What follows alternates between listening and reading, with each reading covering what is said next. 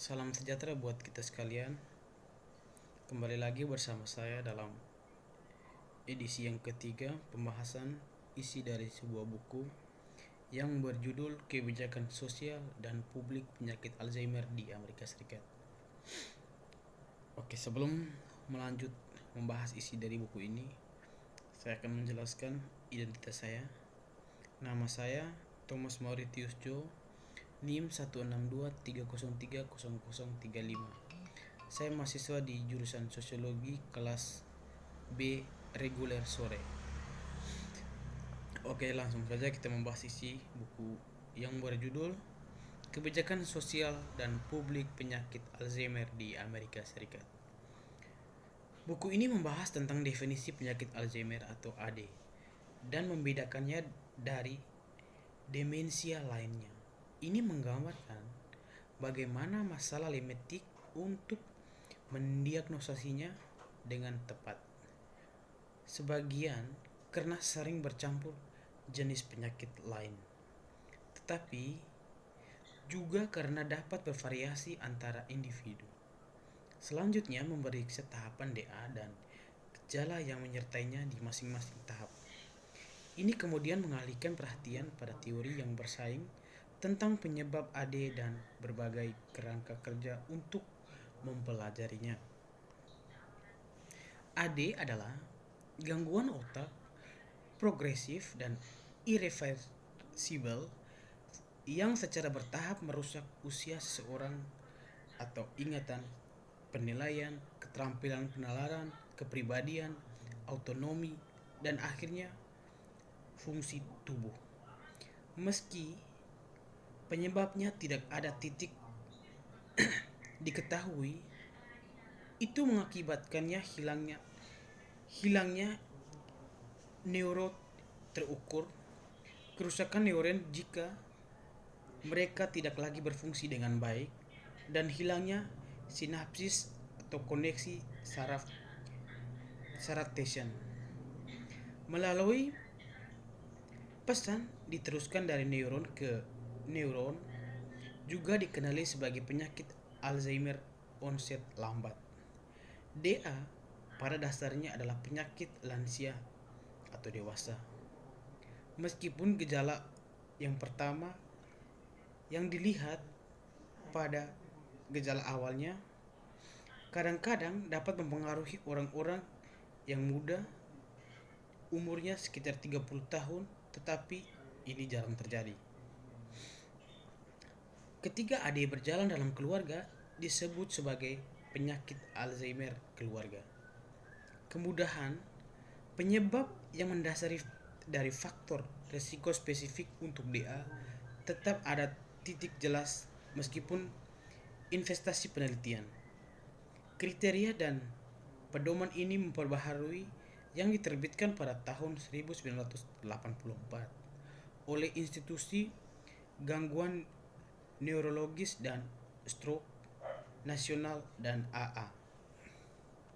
Meskipun perkembangan DA adalah kognitium dan bervariasi menurut individu, biasanya itu dipandang melalui 3 tahap yang berbeda. Awal atau ringan, stadium DA sering diabaikan oleh kerabat, teman, dan kadang-kadang profesi yang melihatnya sebagai bagian normal dari penuaan. Karena permulaan penyakitnya bertahap, sulit untuk memastikan kapan tepatnya dimulai. Dini, gejalanya bisa berupa menjadi pelupa, terutama pada hal-hal yang adil terjadi. Berupa kesulitan untuk berkomunikasi seperti menemukan makna kata-kata, menjadi bingung di tempat-tempat yang sudah dikenali, kehilangan jejak waktu, kesulitan membuat keputusan dan menangani keuangan pribadi. Berkurang penilaian insight, kehilangan barang dan menyalahkan orang lain, kehilangan minat pada aktivitas normal, dan perubahan kepribadian dengan peningkatan cepat marah, depresi, atau kecemasan. Bahkan ledakan-ledakan kemarahan terjadi sesekali. Ada beberapa area kebijakan utama AD yang meliputi 1. Pendanaan penelitian. Pendanaan penelitian, kebijakan pendanaan sangat penting untuk penelitian tentang penyebab AD, cara pencegahannya, cara mendeteksinya secara dini dan akurat, serta bagaimana memperlambat jika tidak menyembuhkan. Yang kedua, perawatan kesehatan. Kebijakan pembayaran dan fungsi regulasi di medical memiliki implikasi secara langsung bagi mereka yang hidup dengan AD yang adalah pengguna perawat akurat terberat. Yang ketiga, layanan dan dukungan perawatan jangka panjang. Kebijakan pembayaran untuk pembibitan rumah dan strategi untuk mendukung kehidupan komunitas adalah mental untuk para pasien DA. Sekitar 75% diantaranya adalah menghabiskan waktu di panti jompo tanpa waktu yang ditentukan. Yang berikut, kesehatan masyarakat. Mengatasi gaya hidup sehat dan faktor resiko serta pendidikan itu sangat penting untuk pendekatan kesehatan masyarakat dalam mengelola meningkatnya beban AD. Yang kelima, perumahan dan layanan masyarakat.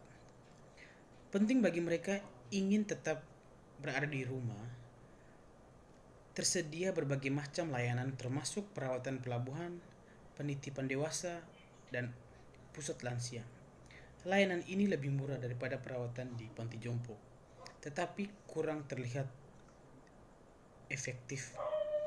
Hal ini merupakan pembuatan kebijakan federal karena mereka terutama diatur dalam tingkat yang lokal. Dan yang keenam, tenaga kerja.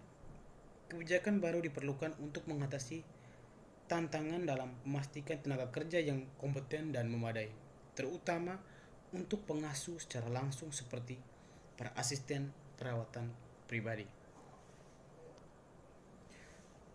Pelatihan neurofeedback.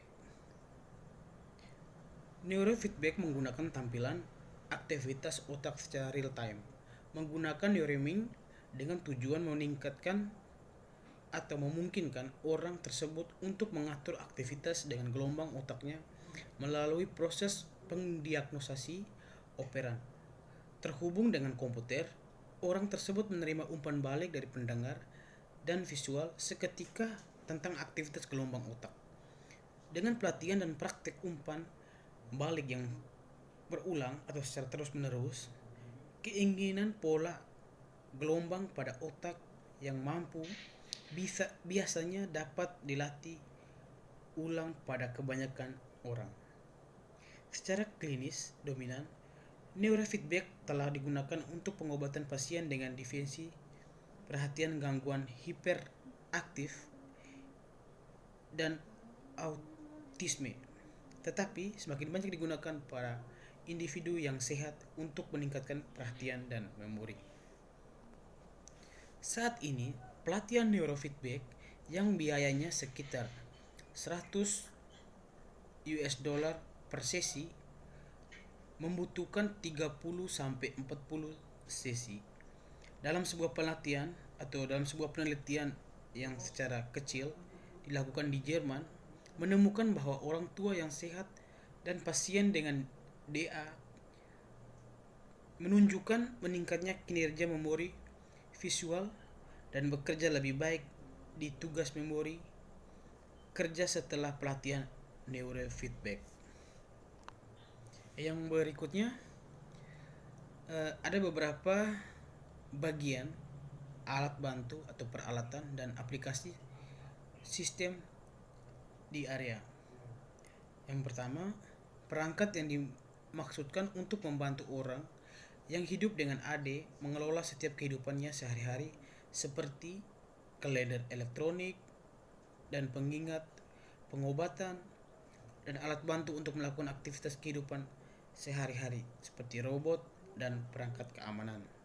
Yang kedua, teknologi untuk membantu pasien AD terlibat dalam kepuasan dan kesenangan aktivitas seperti stimulasi kognitif dan aktivitas fisik untuk meningkatkan partisipasi dan kontak sosial. Yang ketiga, teknologi dukungan pengasuh untuk membantu perawatan pasien DA atau meningkatkan kesejahteraan mereka sendiri. Dan yang berikut, yang keempat, teknologi perawatan kesehatan yang mendukung organisasi profesi dan sistem dalam kesehatan AD dan perawatan sosial, seperti pemantauan perilaku dan sistem pelacak Global Processing System. Dan yang terakhir, kebijakan Alzheimer arah masa depan. Mereka memberi kita wawasan lintas budaya tentang apa yang berhasil atau tidak berhasil dalam bekerja di bawah serangkaian kelembagaan dan budaya yang lebih konteks.